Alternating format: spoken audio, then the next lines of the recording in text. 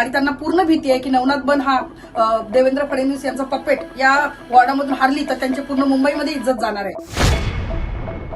आम्ही आता त्या जिद्दीवर नवनाथ बनच हारला पाहिजे, नवनाथ बन 100% हारणार। मानकोट शिवाजीनगर से यहाँ पे कैंडिडेट हैं, इंडिपेंडेंट कैंडिडेट हैं, क्या है मामला और किन विपक्ष की तरफ से या किसकी तरफ से दबाव बनाया जा रहा है, पूरी जानकारी क्या है? इथून जे कॅन्डिडेट 135 नंबर वॉर्डमधून रणजित वर्मा आहेत, ओबीसी प्रभाग आहे हा, आणि याच्यामधून रणजित वर्मा हे अपक्ष उमेदवार आहेत जे म्हाडामध्ये किंवा म्हाडा आहे, मंडळ आहे, हा प्रभाग त्याच्यामध्ये येतो, मोहिते पाटील नगर, आणि तो प्रभाग जो आहे ओबीसी राखीव आहे, ते ओबीसी मेजॉरिटी आहे आणि तो ओबीसी राखीव आहे।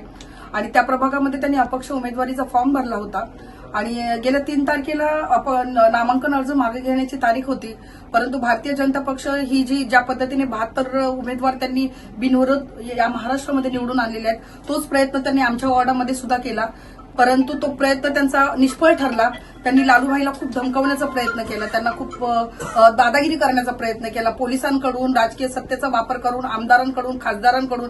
मी प्रामुख्याने नावं घेईल, मिहीर कोटेचे आहेत, त्याच्यामध्ये किरीट सोमय्या आहेत, इकडचे सीपी आहेत, इकडचे सिनियर पोलीस इन्स्पेक्टर आहेत, इकडची पोलीस यंत्रणा आहे, या सगळ्यांनी या कुटुंबावर, लालूभाईवर दबाव आणण्याचा प्रयत्न केला की तू तुझा उमेदवारी अर्ज मागे घे, कारण लालूभाई मागच्या इलेक्शनला 200 ते 300 मतांनी मागे सेकंड नंबरचे कॅन्डिडेट आहेत आणि त्यांना पूर्ण भीती आहे की नवनाथ बन हा देवेंद्र फडणवीस यांचा पपेट या वॉर्डामधून हारली तर त्यांची पूर्ण मुंबईमध्ये इज्जत जाणार आहे, कारण तो मीडिया प्रभारी आहे।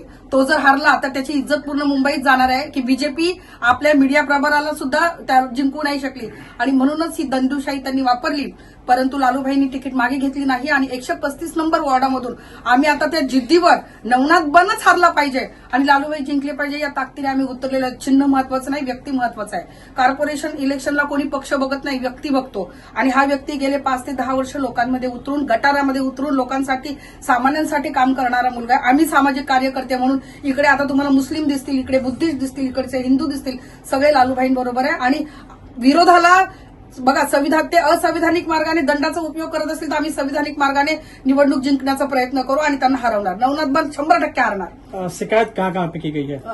आता तुम्हाला दिसतच असेल, इलेक्शन कमिशनला त्यांनी हार्ड कॉपी देऊन कंप्लीट केलेली आहे, ऑनलाईन त्यांनी कंप्लीट केलेली आहे, परंतु मला खेदाने म्हणावंसं वाटतं की इकडचे जे स्थानिक पोलीस स्टेशन आहे त्यांनी कोणतीही कंप्लेंट लालूभाईची किंवा त्यांच्या परिवाराची घेतली नाही।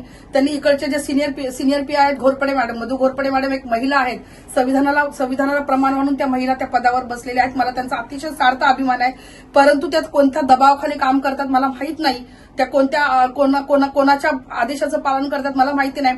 एक कुटुंब, निवडणुका हा मुद्दाच राहत नाही, एक कुटुंब जेव्हा सांगते की आमच्या जीवाला धोका आहे त्यांनी ती कंप्लेंट एफआयआर करून घ्यायला पाहिजे। उद्या जर या कुटुंबाच्या जीवाला काही बरं वाईट झालं तर इकडचं स्थानिक पोलीस स्टेशन जबाबदार असेल, परंतु तरी देखील ऑनलाईन सीसीमध्ये आम्ही स्थानिक पोलीस स्टेशनला, सीपीला, एसीपीला, डीसीपीला हे जी कंप्लेंट्स आहेत ही केलेली आहे।